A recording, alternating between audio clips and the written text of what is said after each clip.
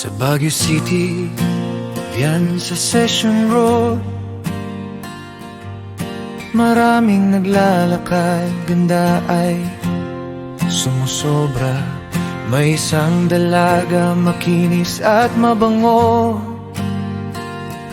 naglalakad ng tuwid, parang reyna ng lugar. Suot ay bestida, makintabang sapatos, nakataas ang buhok, nakangiti sa lahat. Lahat ay humahanga sa kanyang kagandahan. Hindi alam ang hiya na nakatago sa kaloob-looban.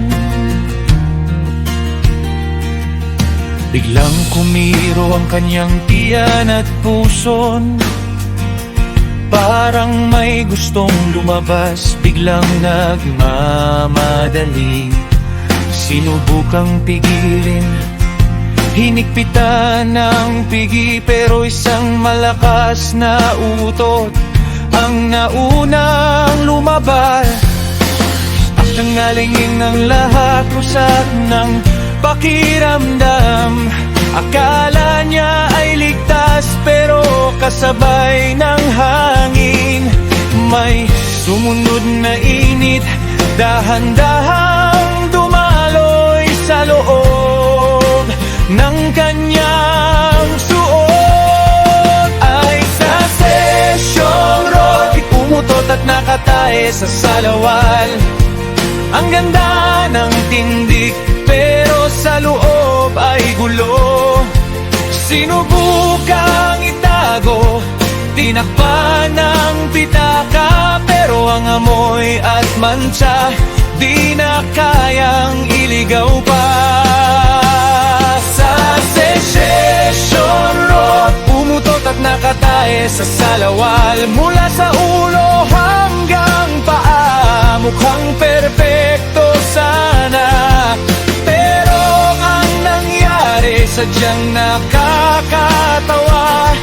Lahat ay nakapansin, siya'y gustong maglaho na lang.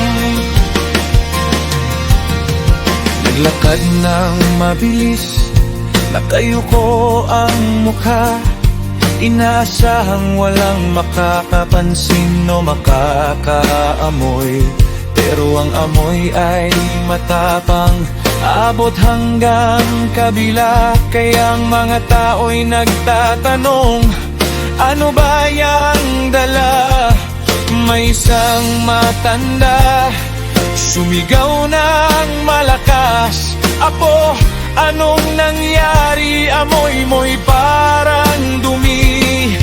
Namula ang mukha niya, punungan hiya at takot. Bigla lang po itong sumakit, di ko napigilan agad.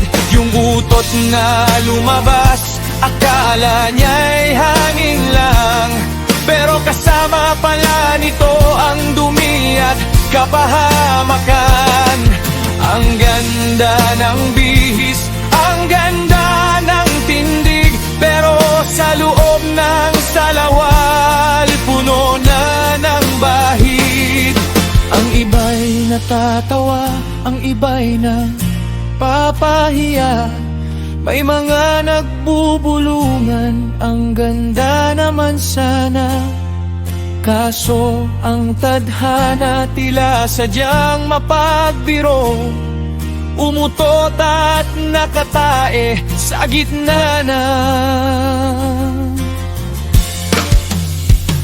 Session Road.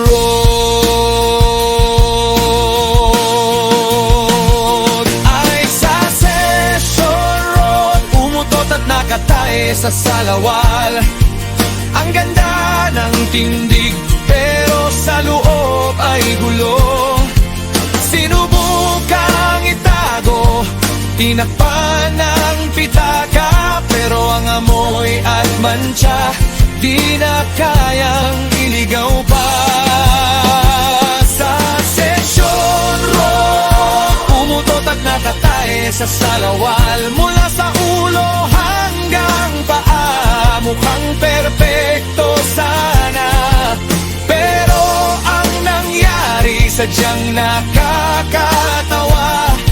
Lahat ay nakapansin, siya'y gustong maglaho na lang. Akala niya siguro makakalusot ng tahimik.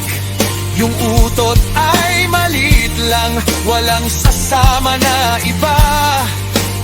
Pero ang tiyan ay may sariling plano at lakas. Isang malakas na buga, dumi ay sumama na rin.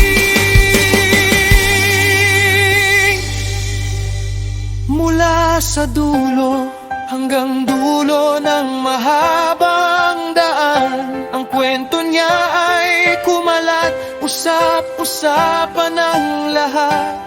Ngayon kapag dadaan ka sa Session Road na yan, iisipin mo ang babaeng umutot at nagkaproblema.